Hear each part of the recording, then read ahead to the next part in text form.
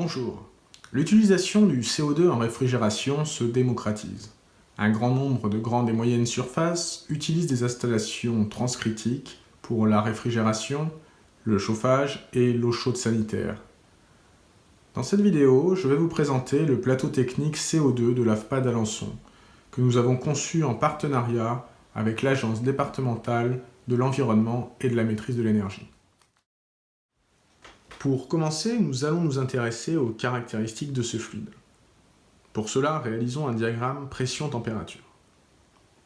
Le point critique est situé à une température plus faible que les autres réfrigérants que nous utilisons. Au-delà de ce point, il n'y a plus de relation entre la pression et la température de saturation du fluide. L'état liquide et vapeur se confondent. Le point triple du CO2 avec une pression de 5 bars nous permet d'obtenir de la neige carbonique à la pression atmosphérique. Ce phénomène étant réversible, il peut s'avérer utile lors de la manipulation sur le circuit. À partir du point critique, on dit que le fluide est supercritique. Il suffit alors de réduire la pression et la température pour passer à l'état vapeur ou liquide. Réalisons maintenant un diagramme enthalpique. Le point critique est situé à l'intersection de la température critique, 31 degrés, et de la pression critique, 72 bars. La zone supercritique commence à partir de la pression et de la température critique. On retrouve la partie liquide à gauche, le mélange liquide-vapeur à l'intérieur de la courbe de saturation et la vapeur à droite. L'état du fluide dans la zone supercritique est proche de celui d'un liquide au point B et d'une vapeur au point C. On peut donc dire que le fluide supercritique n'altère pas la performance du refroidisseur de gaz. Mais alors, pourquoi la performance de l'installation est-elle dégradée en mode transcritique? Pour le savoir, nous allons réaliser le synoptique. Notre installation est dite biétagée. Elle est composée de 2 compresseurs sur la partie basse pression. Ils maintiennent une température de saturation de moins 30 degrés dans les chambres froides négatives. Le refoulement est relié à l'aspiration des compresseurs transcritiques.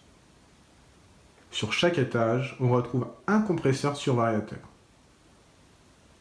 Le fluide et l'huile sont ensuite séparés dans un déshuileur équipé d'une cartouche coalescente. L'huile est ensuite envoyée dans un bouteillon puis réintégré à la demande dans l'écarter. Le CO2 est refroidi dans le gaz couleur. En sortie d'échangeur, on retrouve une vanne qui maintient une pression HP en fonction de plusieurs paramètres. C'est la particularité d'une installation CO2 transcritique. Le fluide est ensuite détendu dans un réservoir. Une autre vanne maintient la pression dans celui-ci, en dégazant les vapeurs à l'aspiration des compresseurs transcritiques. La ligne liquide alimente 2 chambres froides positives, une vitrine et 2 chambres froides négatives. Les échangeurs ont une pression de service de 80 bars. Le retour des chambres froides négatives passe dans un échangeur situé dans le réservoir, puis dans une bouteille anti-coude liquide. La température d'aspiration des compresseurs transcritiques est maintenue par une vanne d'injection de gaz chaud et un détendeur. Ce système n'est pas idéal et mérite d'être modifié. Le circuit basse et moyenne pression est protégé à 60 bars. La partie réservoir liquide a une pression de service de 90 bars. Et la soupape HP est arrêtée à 120 bars. Plaçons maintenant les points sur le synoptique pour tracer l'allure du cycle, afin de comprendre pourquoi le mode transcritique est-il moins performant. Commençons par placer les 4 étages de pression sur le diagramme pression-enthalpie. Entre les 2 compressions, le fluide est désurchauffé par le retour des échangeurs positifs ou par le détendeur d'injection. En été, la vanne de maintien de pression de réservoir dégaze beaucoup de vapeur à l'aspiration des compresseurs transcritiques. Il faut alors injecter des gaz chauds pour maintenir une surchauffe suffisante. En sortie de gaz couleur, le fluide est détendu dans le réservoir liquide. Les vapeurs produites lors de cette détente sont en grande partie redétendues à l'aspiration des compresseurs transcritiques. On cherche donc à limiter au maximum ce débit qui ne sert pas à l'effet frigorifique. Les chambres froides sont alimentées en détente directe grâce à des détendeurs électroniques. Intéressons-nous maintenant au cycle transcritique.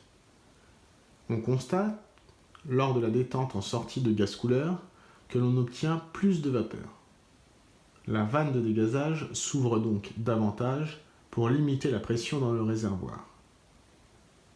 Ce débit qui ne sert pas à la production de froid doit être recompressé par les compresseurs transcritiques.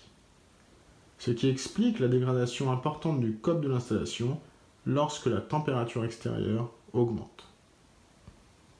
Aujourd'hui, les installations de ce type sont équipées d'éjecteurs en sortie de gaz couleur et de compresseurs parallèles à la place de la vanne de dégazage, ce qui permet d'augmenter significativement le COP en mode transcritique. Nous avons vu que la haute pression est maintenue dans le gaz couleur par une vanne en sortie. Il y a également un ventilateur à vitesse variable sur l'échangeur. Comment fonctionne la haute pression flottante en mode subcritique? La sonde de température extérieure est l'élément de départ de tous les calculs de l'automate. C'est pourquoi un soin tout particulier doit être apporté lors de sa mise en place et de son calibrage annuel.